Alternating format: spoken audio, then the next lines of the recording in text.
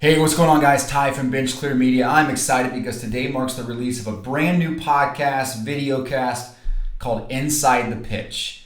Now, don't get confused. This is not a baseball related podcast. It's actually a soccer exclusive podcast hosted and run by our resident favorite, Michael Rathburn.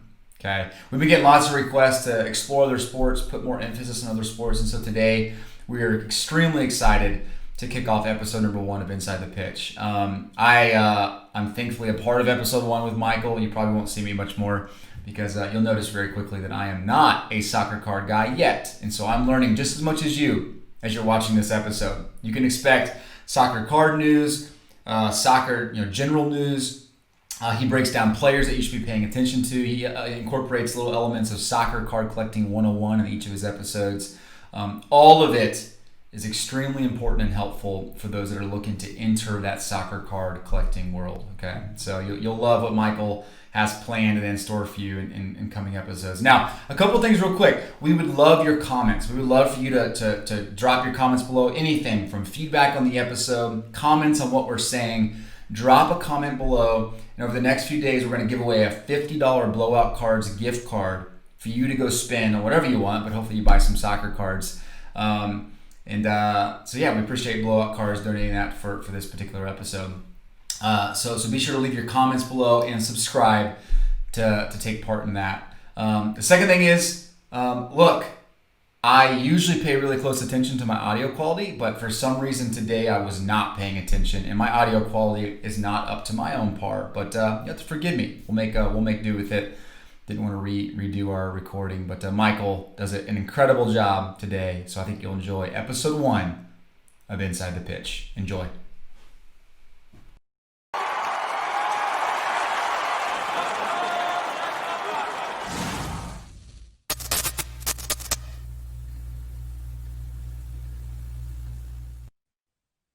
What's up, Michael? How are you? Hey, good morning. It's early. It's really early for us.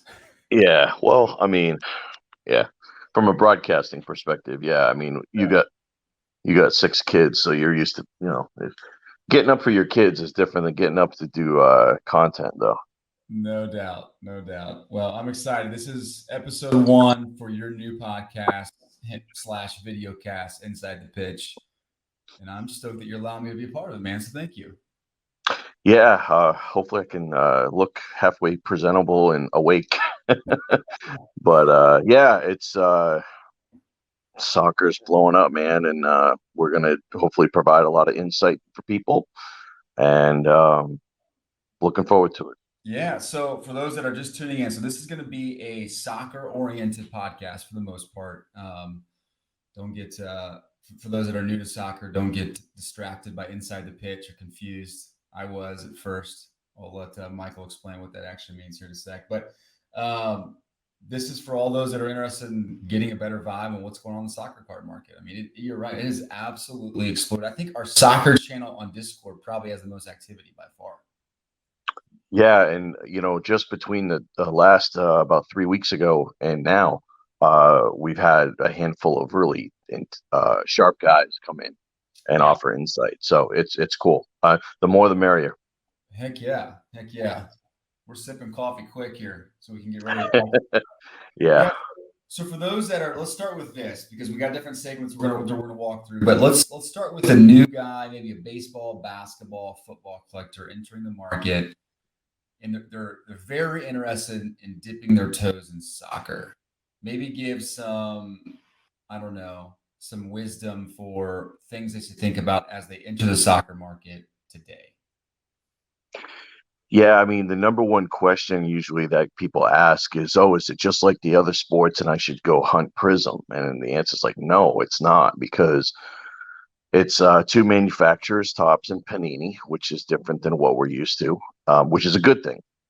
Also, it's Topps has certain leagues and Panini has certain leagues, so it's not like it's a little bit tough. It's tough to figure out and navigate through in the beginning, but once you figure out that Topps has certain leagues and Panini has certain leagues, you understand why certain players are not in certain sets, and so that from that perspective. But I mean, the soccer market up until 6 months ago really was like Ronaldo and Messi, and that was it. I mean, it was like a two card market, which is why it never thrived. And then when Gary V about a year ago, a little over a year ago, talked about soccer, but then in March he really pushed Kylian Mbappe, which and rightfully so. That was the first card to really take off, the Chrome Mbappe rookie, and it just exploded overnight. It went to like $50, 75, 100. I'm not sure where it's at now, but it was $100 last time I had checked. I'm not sure where it's at now, but anyway, that started it. Then people started saying, "Well, who are the other guys that I should be looking at?"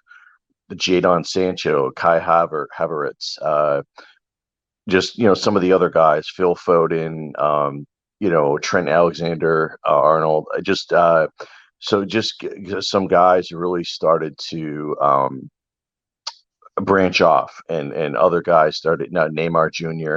Anyway, so it went from like a two card market to like a ten player market.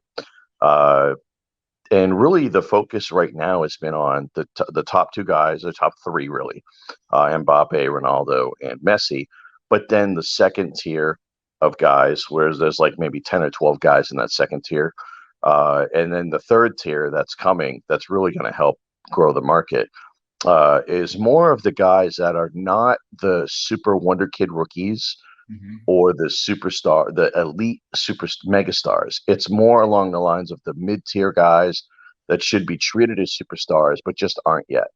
Uh, and those are the guys. That's really where I've been focused, where I feel the growth is in the market. It's just the guys who are being overlooked and undervalued. Um, Roundabout thing, circling back to uh, try to get as much, just educate yourself. Like FB Football Reference, which is FB. Well, it's FBREF.com. Baseball Reference, Basketball Reference. Those are all awesome. Pro Football Reference, great statistical website. So FBREF is for soccer. That is an encyclopedia. That's a website that you need to go to and educate yourself, and just do as much research as humanly possible. I mean, I know it sounds a little bit. I think the best thing is do your own yeah. I mean, that website is phenomenal. What's cool about that website is every single player is listed, and their age is listed, and you can start seeing, hey, who are the youngest players to play in the Premier League this year? Who are the youngest players to play in Bundesliga, in Syria, in La Liga? And then those are eventually going to be the guys that, once they have cards, are going to be the guys that everyone's going to look for, just like baseball, just like basketball. The youngest players that play on the highest level are going to be the ones at the highest sub. Now, with soccer, unfortunately, it does take a while for the companies to kick out a rookie card. So, like, for example, Erling Haaland is really the number one guy that people have bought, up until Mason Greenwood. I mean, Mason Greenwood's been playing for, let's say, 9 months. Haaland's been playing for more than almost a year, on Dortmund. He didn't have any cards, which is strange because that's not what we're used to. We're used to a draft. We're used to cards being cranked out pre-draft, post-draft. I mean, soccer, you just got to wait. And I think that's going to change. I mean, hopefully it's going to change. And if it needs to change, I mean, we need to have cards of guys before they hit the big time. So, like a player like Jude Bellingham, for example, who's 16, it's really no difference than a Jason Dominguez. Jason Dominguez is 17. I mean, it's really no different. He needs to have a card. The problem is he's going to be on the main stage in about a month. Uh, how long will it take for them to crank out a card? I think it'll be a lot quicker. It just depends on releases, and how quickly, like that would be a tops release because they have Bundesliga. So like it's just different, man. It's just it's good and bad. Like The good thing is the anticipation and the buildup for that rookie card drives the product price through the roof and the card through the roof. So if Mason Greenwood had a card like say a year ago, like the Donruss had jumped up to like $200 because it came out about a month ago. Hmm. It might have been a $5 or $10 card a year ago. He signs with Manchester United, and gets called up, scores goals. Then the card would have naturally, organically just gone up to 150, $200. Instead, it just comes out at 150, $200. So that's the difference. There's the buildup is in the anticipation. The card's not on the market. Hopefully, Topps and Panini will get ahead of the game and start realizing the importance of the rookie card in soccer and Sure. get guys cards before. I was thinking about it. Think about what they do with Donruss. They do the rated rookies for guys who are actual rookies in the big leagues, but then they do that rated prospect insert. Yep. And I think if they start doing a rated prospect insert for soccer, that can be a way where, and it doesn't need to be a bunch. It could be 5 guys, it could be 10 guys, but I mean, there's 5 or 10, quote unquote wonder kids that if they had a card right now, they would all be highly popular and very expensive. Hmm. Interesting. Okay, so lots to dig into there. So you mentioned the middle tier prospects, and I think of NBA market, right, where you got the tier one rookies like a John Morant, Zion, and you have the Brandon Clarks and all these guys that are in the middle. So you're talking about that section of people where Yeah. the real value is right now, which is interesting to me. Do you think there's enough activity in terms of transaction volume to continue carrying soccer the way it has been? Because you see NBA, right? It's like there's 50 cards purchased and I bought and mean, sold. so yeah, definitely. I mean, obviously it couldn't support those levels right now, but the market's starved for product. We had basically a blackout period of soccer product for gold. I think Gold Standard came out in February, Okay. and nothing came out till what, July 1st, finest. I mean, it Nice. March, April, May, June, July. We had like a 5 month window of no product. That's So for what one. happened? What happened was everybody went for the older stuff. So the Yeah. older select, the 18 Donruss, the Chromes, the Bundesliga Chromes, the UEFA Chromes, all of the older product went crazy because there was no new product on the market. And so without a doubt, the market can support a minimum right now, I think, of 2 soccer releases per month, which would be 24 in a year. And I'm assuming right now it's probably like half of that. So without a doubt, the market can support like 24 releases instead of 12 or 15, or it could probably support 25 to 30. Wow. Wow. Wow. Wow. Okay, so let's back up a little bit then. Let's talk about the basics of soccer collecting. Because I know a lot of people that are probably entering the market. They're thinking, okay, in baseball, you're buying home run hitters. In basketball, you're buying guys that can score a lot. What do you gravitate towards in soccer, and where should people be focused in terms of when they go to that stats, when they go to Yeah. where should they be looking at? But number one is goals. Number two is assists. But um, also, and I think what's more important too, as I think about it more, is what team do they play for? And because the popularity of the team really, like, you could have a good player, a very good player, but he could be on a lower level, a lower tier team in the Premier League, and there's just not a lot of interest. Where a mid tier guy on a Liverpool or a Manchester City United or a Chelsea is going to be a lot more popular because the legion of fans is the fan base is there. So we're talking like Yankees, Lakers, Celtics, Giants, that type of, and that's really the top 5 or 6 teams in the Premier League that have that level of fan base. When you get out, and Dortmund, I think, would be the next, and they're in the Bundesliga. Dortmund is really because Dortmund is kind of becoming like, I'm trying to give an analogy of Dortmund is they have just been able to go get young talent, elite young talent, and develop them and let them play. And so it's become a destination spot for kids that want to play and get on the field right away. And so I think they're kind of entering into that elite. that maybe compare them maybe a little bit to the Astros minus the cheating. It's a core of very elite young players that all come together. So I think maybe that would be a little bit of an analogy there. But yeah, who you play for is a big thing. Like a quote unquote common player on a big time team is going to have a market, whereas a really really good player, but on a Pittsburgh Pirate equivalent, is just not going to carry the same market Got it. appeal. You think that's because people, not just in the states but worldwide, know those clubs, and so Absolutely, they watch them? absolutely. Okay. Yeah, those are iconic. Those are iconic clubs that have had success for years, Okay. and so a lot of the just outside the top six in the Premier League, it's tough. Got it. Got it. Okay. Yeah, that's And we haven't even gotten into the teams in other leagues like the Barcelona, Real Madrids, PSGs. I mean, those are I'd put those in that same group of elite teams. gotcha. Well, maybe one thing we can do is we can put a quick list in the show notes or something of teams to pay attention to. Yeah, because I mean, I think that when you're new to baseball, basketball, or football, it's always easiest to start with the teams that seem to carry more value. Yep. Um, okay, so in terms of positions, you're looking at what positions that tend to score more than others. Again, I'm Yeah, strikers. I mean, I was trying to, I've been trying to think of analogies, and so an analogy of there's a couple things. We can use baseball and we can use football.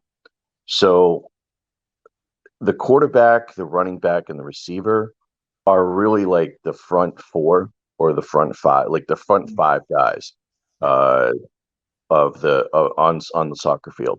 And then it's almost like a split, whereas the guys who are on the front end are really the quarterback, receiver, the center field, the strikers, the midfielders, the wings, the center, those really are the equivalent to the quarterback, the receiver, and the running back. Or as a baseball analogy, they're the equivalent of the leadoff, the two hitter, the three hitter, the four hitter. So that would be kind of the analogy. Defensemen, a lot like we talked about like catchers and pitchers. It's just, goalies just don't have an appeal right now. Will that change? I don't know. And defensemen, it's tough. Just like defensive players in football, they don't have a lot of statistics that are really mainstream. Defensive players have in football, NFL, have sacks, interceptions, fumbles. Maybe they return kicks, but there's only a handful of guys that really have that hobby appeal, and the same thing for soccer. So not a lot of goalies have hobby love right now. I think that should change. I mean, the elite guys should definitely have hobby appeal, and same with defenders. I mean, I think what's going to happen is people are gravitating to the young defenders, and so that is kind of like where I think things will break through. Whether it's an Alfonso Davies or a Trent Arnold Alexander, those are the guys that are really leading the forefront on the defensive side, and I think that'll change. Got it. Got it. Okay. Yeah. By the way, I'm taking notes because I'm learning just as much as anyone else watching. So, um, one thing that comes to mind is you're talking a lot about European leagues. What's the relevance of Major League Soccer leagues That's in a good point. Yeah. It's Premier League is really it is indeed the Premier League. It's where the best players play. But then you've also got La Liga, Serie A, Bundesliga. From a skill standpoint, MLS is below those. And so while it's gaining popularity and it's been around for a while, from a hobby perspective, it doesn't have the big names, and it doesn't have the young names. Now that, like for example, Christian Pulisic, who's the best United States player going, doesn't play in the MLS. He plays in the Premier League for Chelsea. Giovanni Reyna is another guy. Probably one of the better. And he's only 17. He's playing for Dortmund in Bundesliga. So any young talent that's American is going to go overseas because that's where they're going to make the most money, and that's where they're going to play against the best competition. So while there are some good players in the MLS, that product in that league just hasn't really caught on with the hobby. I could see it changing a little bit, but it's really going to come down to Topps producing cards of the younger players where the rookie cards become popular. Once the rookie cards become popular, then everything else will follow suit. Got it. Got it. Okay. So help me understand kind of how Panini and Tops break down and who covers what right now. So what exactly does Tops cover in the soccer? Yeah, right now Topps has UEFA Champions League, Okay. which is that's really like an all-star type of league without getting too technical. The good thing about UEFA Champions is that's really the way for Topps to have all of the big name players in one set without having to worry about the individual leagues. So the UEFA Champions products are always going to have the best stuff. They also have Bundesliga, which is the league that's sort of in that second tier below the Premier League, and that's out of Germany. And there's two major teams really in that.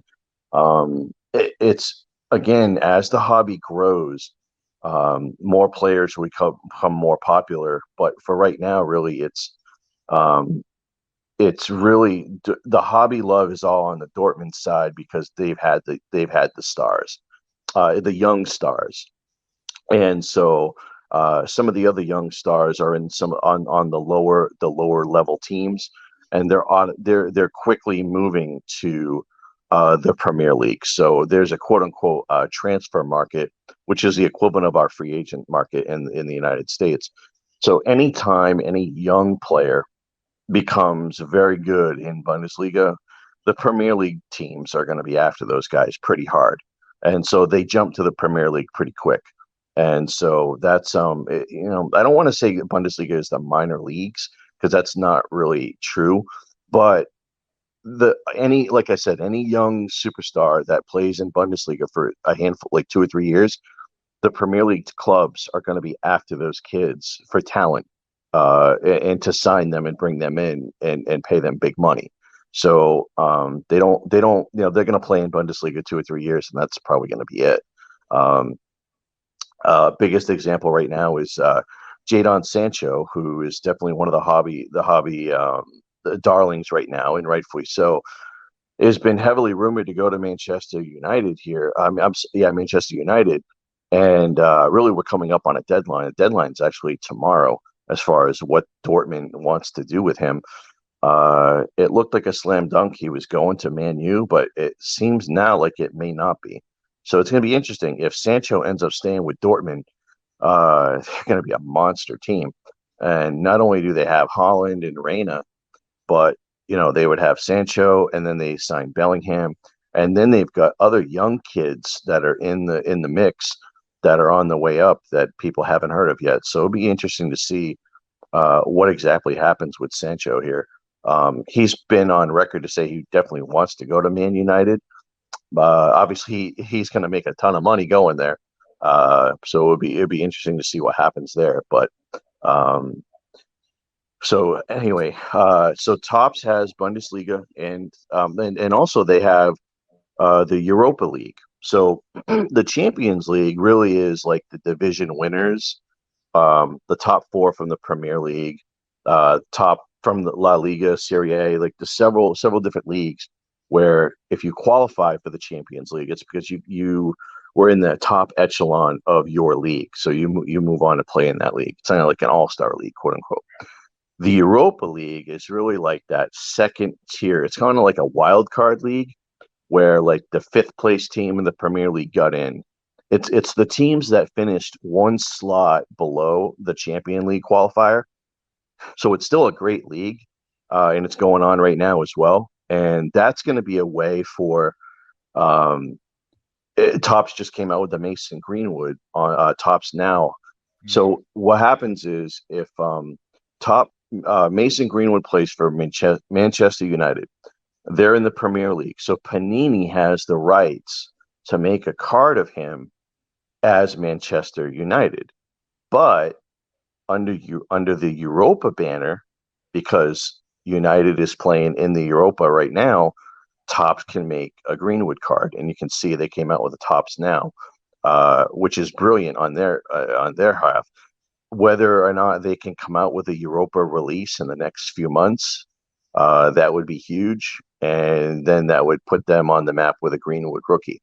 So when we go over to Panini, they've got the rights to the Premier League, and I believe they do the World Cup, and they have Select, which is coming out next month, is going to be under the Euro 2020 banner, which is a tournament that's actually playing next year. It canceled this year because of COVID, and that's gonna be sort of like a Champions League type of product, in that it's going to go by country, not by team, and so they're going to be able to have almost every player in that product, and with the exception of the countries that are not in that Euro 2020, which is USA, Canada.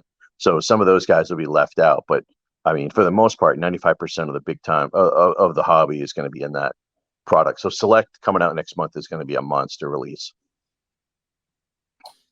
Yeah, and I'm showing it right now because it is fascinating how much interest was in this when the news came. I'm assuming so you're talking about the Select EFA. Crazy. Yeah, that's going to be a huge release. Yeah. It's shiny. It's got zebra. Come on. Zebra. Yep. And so they're coming out with hobby and retail. And hobby is going to have numbered inserts where retail will not have numbered inserts.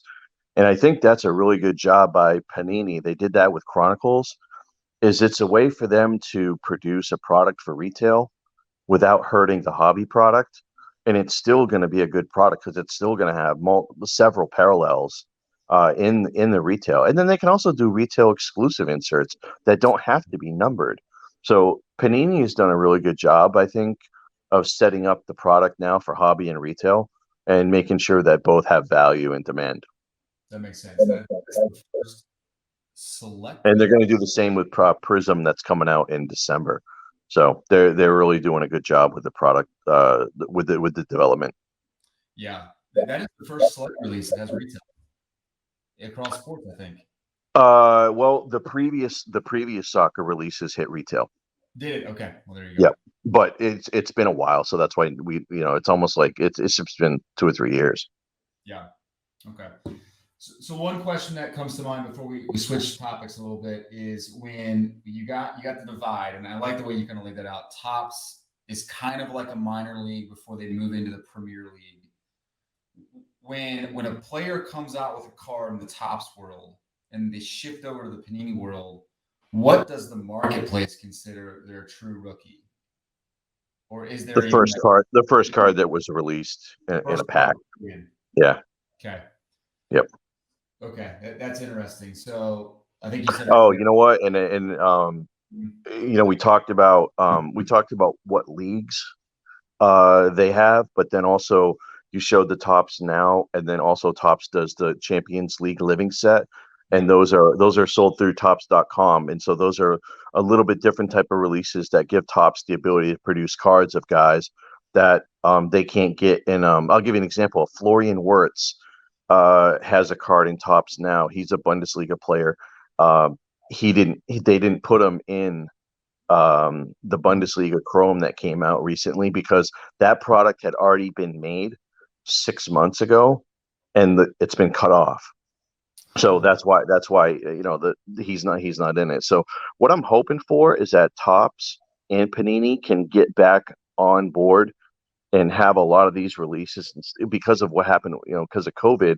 Instead of having soccer come out in July, we have soccer come out January, February, March, which is what was supposed to happen. Okay. And you're showing the Ronaldo living card that just came out this week, card number 200, will be extremely popular. By the way, you and I were talking offline before about this will make the popularity of number one the Messi card, right? Yeah, definitely. That's Definitely, because the print run, it's going to be substantially lower. The print run on the Messi, I don't have it offhand, but the print run on the Messi was strong. I think it was like in the 3,000s, off the top of my head. But the Ronaldo is probably going to be like 10,000. I mean, it's going to be crazy. So the Messi will kind of just naturally, see a bump. yeah, which is crazy, right? Like this day and age, I feel like when you hear 10,000, you're like, that's not too bad, right? You see, you know how many prisms are printed, you know how many Well, and 2020s. the crazy part of living is that when living first came out, the print runs were really high because there was so much expectation for the product. And then it died a lot like Project 2020. Yeah. So Jadon Sancho's living is like, I think the print run's like two or 300. And that card has just gone crazy. Whereas the real print run should be like 4 or 5,000. So, the print runs over the last couple of months have exploded.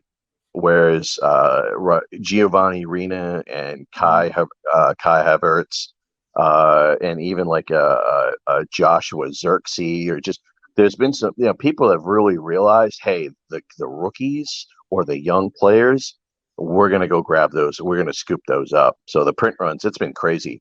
It's been great to see the print runs really jump on this stuff. Heck yeah. Yeah, they're still lagging, which I love. I love that you can go get a Messi that has a print run of 3,000. There's a lot of people getting that card graded too. So, real quick on the grading, is BGS or PSA kind of the thing for soccer? What's kind of become the standard? I the majority of soccer that I've seen graded has been PSA. Okay, Yeah, got it. but All right. as the market grows, I think I don't think it's going to matter. I think Okay. people are just going to want slabbed and be like, hey, I'll take whatever I can get. There's such a limited print run anyway, right? They don't really. Exactly. Yep. Yeah, no, that's interesting. Okay, so let's shift a little bit. I'm sure you'll incorporate elements of Soccer 101 and all your podcasts kind of going forward. So I'll be sure to do that. But let's talk a little bit about releases right now. So there's a ton of hype around Chronicles. You can't even find Chronicles unless you pay insane prices for it. Maybe give me the landscape of what's out there right now, and then what we should be looking forward to the rest of the year. Sure. Like I said, we had a 6 month like dark period there. Um, let's start. Well, let's start with this year. And a product that came out at the beginning of the year that really went under the radar because of when it was released is Obsidian. Um, and so Obsidian is an incredible product. They did a great job with rookie card selection that again went way under the radar. Base cards are every card is numbered. Base cards are numbered to 165. So even your superstar players or your non-rookie players are going to have value long term. I think Obsidian over the long term is going to be just a really, really good product. It's a beautiful looking card. It does well with soccer, and it's tough to find now. The boxes have pretty much doubled in price since they came out. And I think there's still a lot of room to grow with Obsidian. Gold Standard came out about a month after that. That's really not a great product. Has not done all that well in the hobby. They did a good job with the rookie card selection, but I mean, it's a very low print run, but just not a very desirable product. It's not a very good looking product as well. Um, then we went dark for several months, and then we had Finest. UEFA Champions Finest come out at the beginning of July, which is a good product. Then we had Chronicles, which is an incredible product, has the three leagues, etc., that we've talked about. We had Bundesliga Chrome. We've had Impeccable Premier League, and then which is just a way off the charts product price wise. And the issue now is Topps was supposed to issue um, the updated version of the UEFA Chrome, the Champions League Chrome, and that product has not been released. It was supposed to be released this month. It was supposed to be released, so it's been delayed severely. Right now, it's TBD, to be determined. Yeah. There are rumors the product is coming out next week, but I won't believe it till I see it. The biggest issue with delays on soccer is they have to send the cards overseas to get autographed, or the stickers to get autographed, and the stickers come back. I know people don't like stickers, but you got to understand that's really that's probably the only way they can get this stuff in. So you're just going to have to deal with it. On card stuff obviously is great, but the tough thing is that they're still waiting to get the what they call the assets back from a lot of the players, and they don't. If it's a big name player, they don't want to release the product without that big name. Like for example, like if Pulisic hasn't signed his cards or they haven't received them, or Holland or whoever, if there's a big name auto that hasn't come back yet, that's probably the reason for the delay. It's probably several big names. So, but the Chrome UEFA is going to be the Champions Chrome is going to be a monster release. Uh, so um, that would Interesting. be Do yeah, you, I guess it's the dynamic I haven't really thought of because you have such a globalized sport where getting autos is not as easy as going to a signing day for an NFL draft, right? You have to, yeah, I bet it's insanely hard to get autographs. Would you say that adds more value to soccer autographs, or is it just they're so limited that it's really kind of irrelevant? yeah. Well, the big name guys definitely. I mean, their autos go for huge money. Okay. And what's interesting is in a lot of the commons, just there's a lot of guys that just go for so little. A lot of the younger players they don't get autos. They weren't getting autos. I think that's going to change, obviously. I think there's going to be more of an emphasis on getting autographs of younger players moving forward because, again, rookies drive the market. Um, so then uh, it's going to come down to um the popularity and like some of the guys cards like that are like we talked about before. Let me what I want to talk about is legends, so guys that are retired, like the legends of soccer. That's why Chronicles is such an incredible, it's just a great product because they added some unbelievable legend autographs in that product of guys that have never had anything before, or if they have, it's been very limited. And the autos, especially the stuff that's numbered, is going for huge money. And it's not just Diego Maradona. They really did an incredible job of getting autographs and cards in of guys. Similar to what they do in football and base and basketball, where they'll have 30 guys, like one per team of a legend. Like they'll throw in Montana, Marino, Favre, Right. Barry Sanders, or in basketball you get Bird, Magic, Kobe, cards each year. And they did something similar to that in Chronicles, which really elevated that product. And I think that went under the radar. I don't think a lot of people were paying attention to that until they broke the product. And when they broke the product and they saw the autographs that were coming out of legends, like I said, the prices are through the roof on those legends. Interesting. Yeah, that's something I wouldn't even have thought of. I take it the checklist did it come out? Does Panini do the same thing when soccer, where it basically comes out the week of release, and some people are like, "What?" Believe it or not, they've actually done a little bit better job in coming out like 4 or 5 days before. So it's been a little bit better, but yeah, it's rough. It's rough. We don't get checklists. Again, they don't know. They don't want to put something out there Yeah. and then it's complete. Like there's an issue with Chronicles, and the issue is that in all of the marketing, they show an Ansu Fati Panini rookie. They pulled that card. And they didn't release it, which is terrible because it's a base card. It doesn't make any sense why they would have pulled that card. And the fact that they advertised it and pulled it, I don't know why, but that's one of the reasons. They don't want to advertise something and then it doesn't come through. Got it. So give listeners, watchers, a couple names and chronicles that you're kind of paying attention to. Maybe that are everyone's paying attention to, or maybe someone that you think people should pay attention to. Kind of Well, exciting. I think Ferran Torres is a guy that Manchester. He just signed with Manchester City, Man City, which is going to be cool. That's a guy that is, I don't want to say he's under the radar, but he's not one of those big names, and he has potential of being big. Rodrigo is being overlooked, I think, a little bit in Panini. He's in the Panini set. He's in the Pitch Kings. He's in the Contenders. I think Rodrigo is being overlooked. Definitely, I think Mason Mount is another guy that's got a lot of cards and in there, and so I mean his stuff's up there, but um, I think those are the guys. For some reason, Tammy Abraham stuff I thought was going to be really expensive, and it's not. It's actually really a lot a lot lower price than what I thought it would be. So I think those are some of the guys that I would take a look at as far as guys that have a lot of room to grow.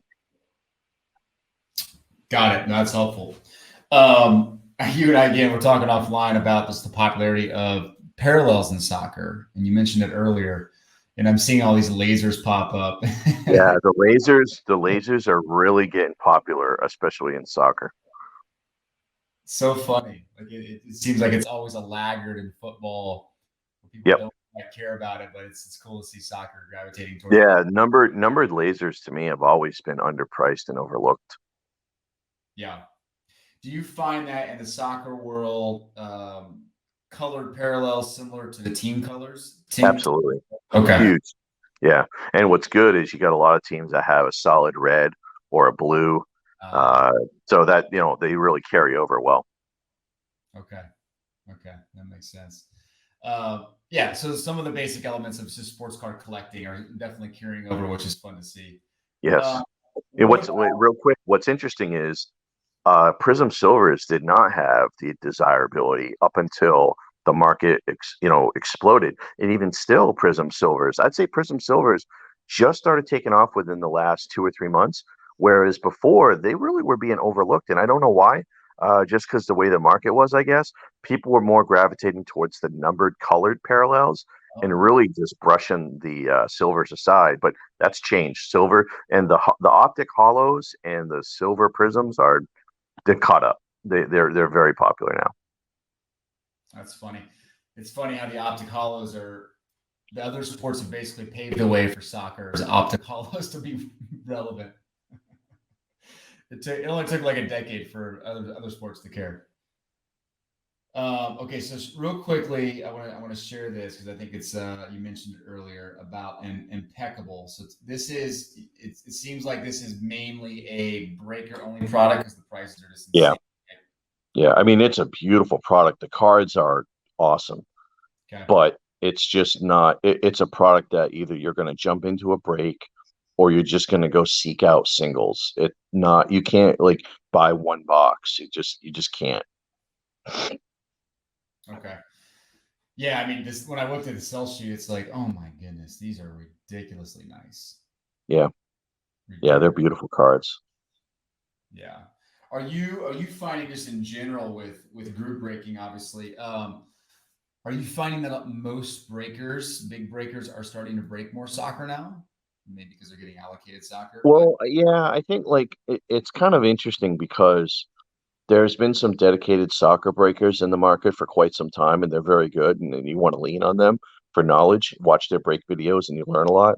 yeah. What's been frustrating is when the non-soccer guys or the breakers start breaking hobby soccer, and they don't know the names, they don't know the teams, they don't know the players, and it's really disrespectful to the sport.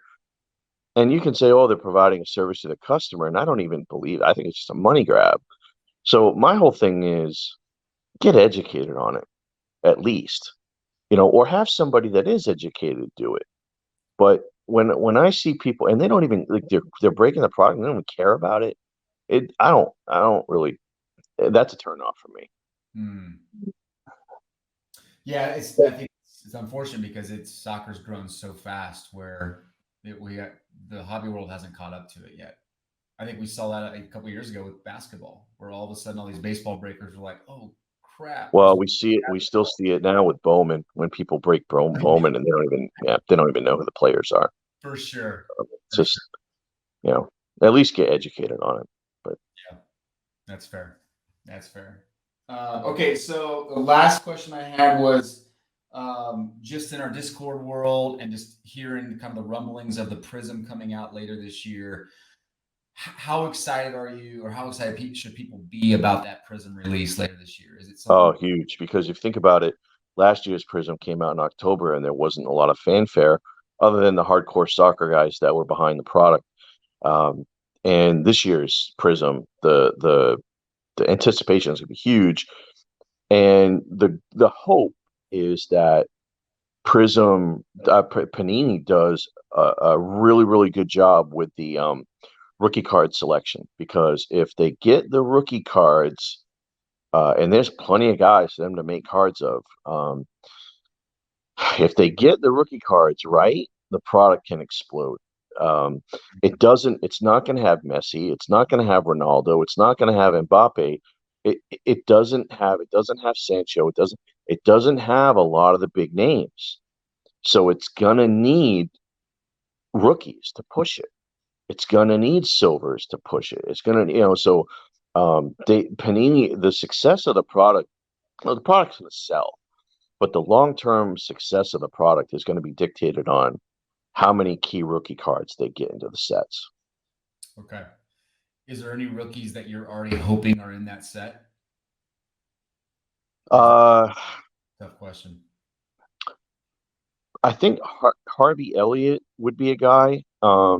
He was the youngest guy to either score or get minutes in the Premier League this year. Harvey Elliott, I would assume, is going to have a rookie card. That would be popular. I haven't sat down and looked at who the potential guys are yet. I just know that's one of them. Okay. Um, and so that's the one guy. But yeah, I'll probably sit down today and look at who are the potential rookies for that 2021 Prism. But that's really what it's going to come down to is, Yeah. um, are they, are they going to make a focused effort? I mean, I think, to me, you got to have 50 rookies, and it can't be guys that are like 32 years old and never had a card. Like, it's got to be guys who are 16, 17, 8. Like, how many guys that are under the age of 21 or 21 or under? Like, give me 50 guys. Look, there's 20 teams. So if you get two or three rookie, like, let's say you're going to want to have rookies from the bigger teams. You're going to want to have maybe like two or three of the big name teams, and then maybe one from each of the other teams, and you get to like 50. But it's a 300 card base set. You figure NBA, they do the two rounds. Yeah. Basketball is usually 50 rookies. Yeah, 25 of them are probably not worth anything.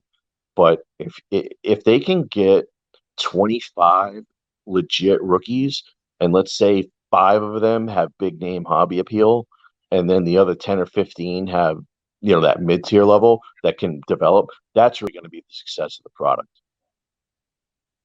Interesting. That's exciting. That's very exciting. Well, as we get closer to the release, we'll have to break down that product a little bit more. The checklist on Prism is going to be a huge. I mean, if they hit a home run, the product is going to be incredible. It's still going to be a good product, but they really need to hit a home run and have at least 4 or 5 key rookies.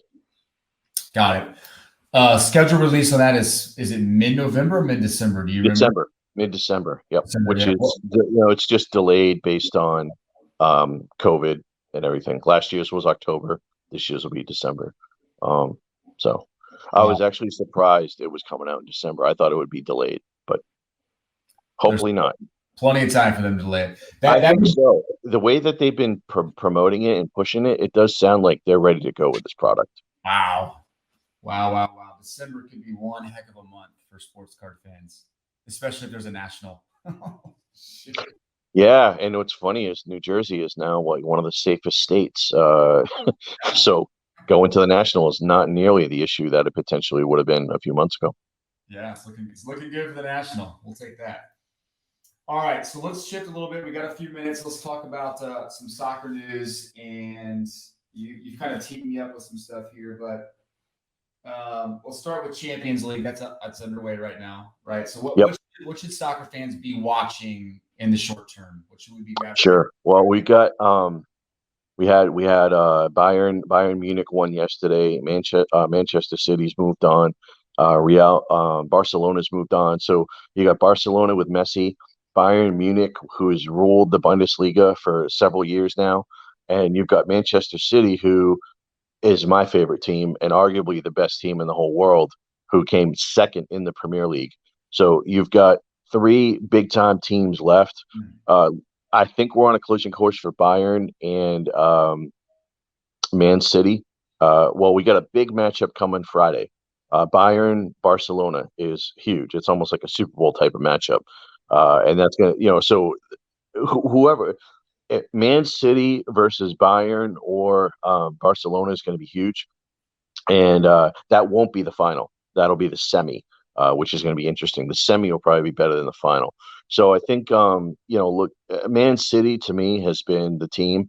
I've focused on Man City since March, really when everything shut down and then the restart happened. Man City is the team that I've invested in. They're the cards I've bought the most of, uh, and they're again, it goes back to that mid tier. They've got an incredible core of players that aren't if Phil Foden is 20 and he's a big time prospect and he's really elevated his game. But Kevin De Bruyne, Raheem Sterling, Gabriel Jesus, it's actually pronounced Jesus, I believe.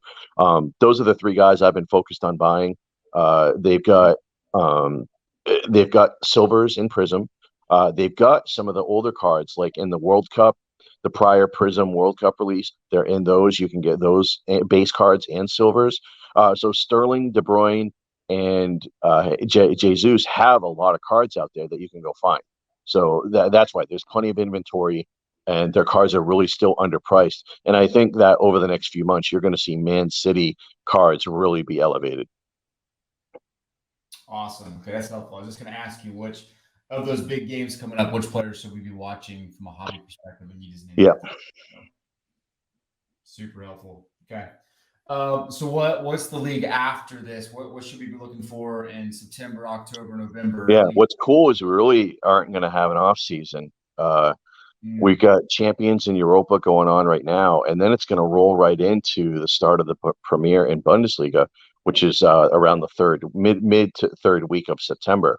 So really, no off season. The anticipation is going to be there, and the market's going to continue to grow. And I think the anticipation for that Prism release is going to be tremendous. oh, that's exciting. That is extremely exciting. Okay, so that's helpful. So a couple things then too. Let's talk real quick about. I don't want to skip this first episode without talking about Xavier Simons because he seems to be a hot stuff. He's my guy. Yeah, he's my guy. I mean, he's the guy I'm planting my flag on. Yeah, he got his debut in the friendly for PSG. Okay. Um, and I'm very curious to see what happens with him moving forward. As far, everyone's wondering, when they put him on the main roster, and then the card companies, are they going to make a card of him as a 1920 release, or are they going to hold out for 2021? They got to hold out for 2021. They have to. They got to make him a flagship. He's the Wander Franco.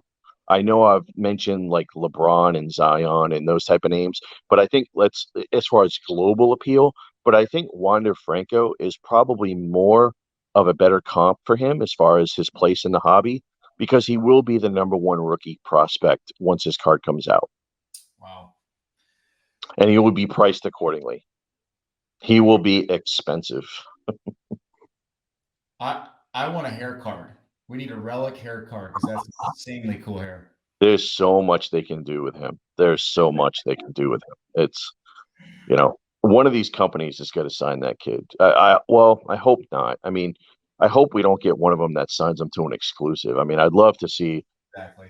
hey, we obviously want to see a Prism Silver and a Chrome of this kid. We won't see a Prism Silver unless they do, and we might see that. Maybe in 2021 we do see a a Champions League. Well, we'll definitely see a Champions League, which is tops. But I'm saying like a Prism, Yep. if they do it under the Euro 2020 or just I don't know. These companies need to figure out a way to make cards of that kid because it's going to absolutely drive the market. It's going to be crazy. Yeah. Well, and another thing you've talked about before, like, at least again to me, is Tops needs to figure out how to incorporate their current levels of branding. You know, the Bowman drafts, the Bowman Yep, first, the Tops, like that. That to me absolutely. a home run in sports cards and bringing more Topps players. is sitting on a gold mine of brands for soccer. Topps flagship Bowman Heritage. Yeah, No-brainer. It's a yeah, no. That we'll have to. yeah. I think we're going to see a huge explosion in 2021 of soccer. Like I said, I think both companies will double their number of releases at a minimum. Crazy to think about. It is. Crazy. We'll have to work in a Tops branding manager, product manager, eventually to one of these shows and ask them about their strategy. Because that There's so much potential. Like if you do the SP, like they've tried doing the SPs and they do them on a couple of guys, and they really haven't taken off. But if you start bringing over the things that have succeeded, like the firsts and the first Bowman, the autograph, the yeah, shimmers, the refractors. Uh, then you're talking about like the SP, the SSP. I mean, if they could figure out a way to do like SSPs of guys that are like legends, that would be widely popular, like they do with a Babe Ruth or a Koufax or a Jackie Robinson. yeah, That would be huge. I mean, if they've got the Bundesliga. I mean, you've got like you saw what Chronicles did with the contenders, and they came out with the historic tickets. That was a brilliant idea. And as soon as I saw those, I knew how popular they were going to be. And then they came out with the cracked dice. They came out with the autographs. I mean, those cards are going to be staples in the hobby. They're mm, going to be huge. So there's a lot of potential in dipping into the vaults and creating cards of legends. Autographs obviously are huge, but even still, if you created, a Pele, obviously, I mean, you know, that's a whole nother. I mean, he has had some cards come out, but very, very few. yeah, yeah. No, no, no doubt, man. That makes a lot of sense. Yep. I don't think they're not gonna shy away from an opportunity to make money. So I'm sure they're probably already figuring out how to And make. the fans want it. That's the fans want it. They're starving for it. Yeah, that's a good point. All right, so let's end on some transfers and kind of some rumors that you're hearing because I do think that's important to the way we collect soccer cards. But when is actually the transfer season?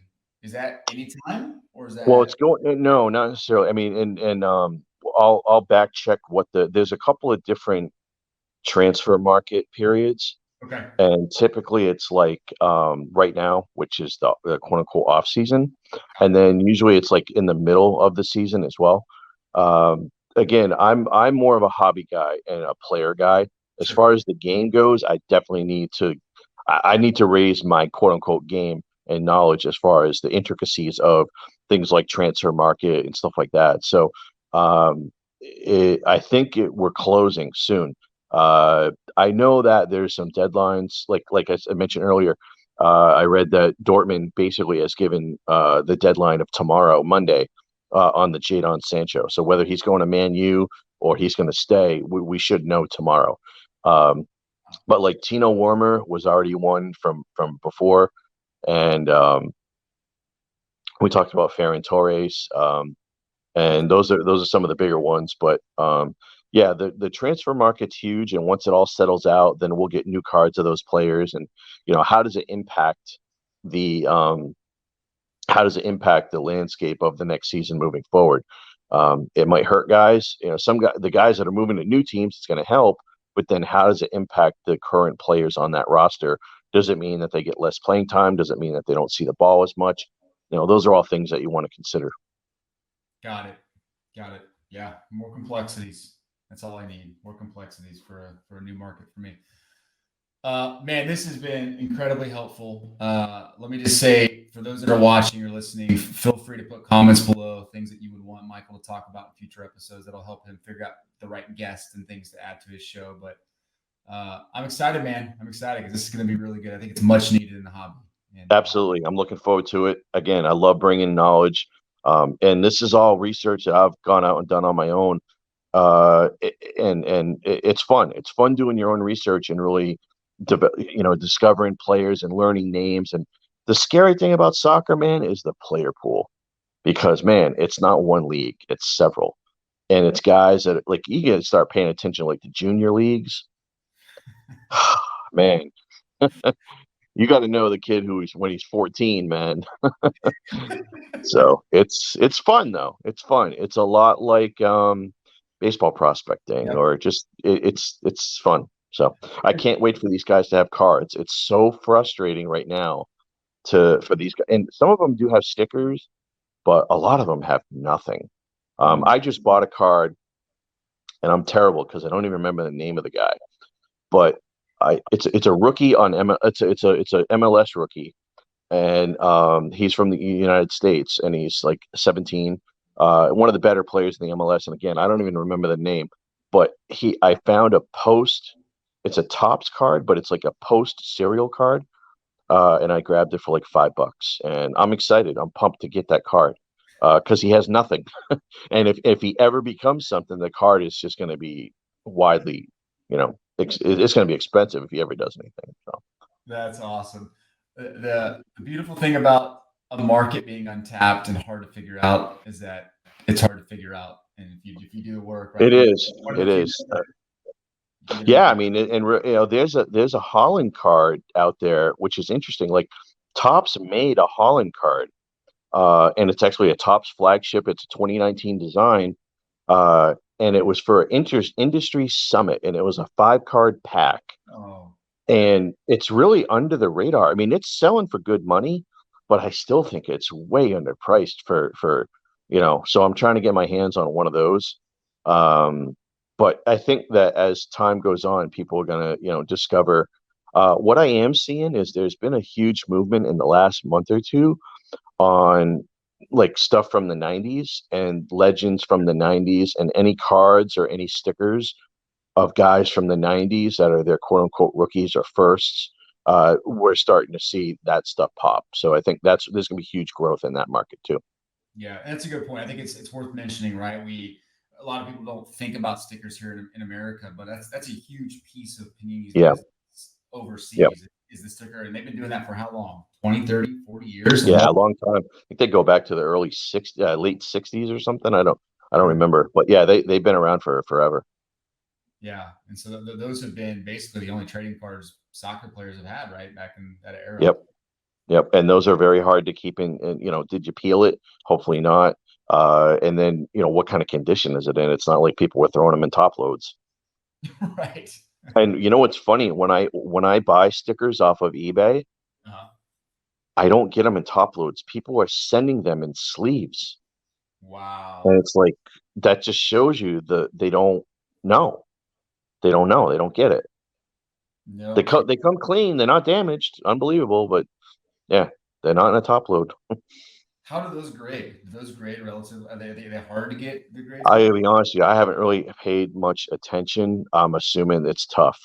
Yeah, I would I'm assuming stickers are tough to grade. interesting.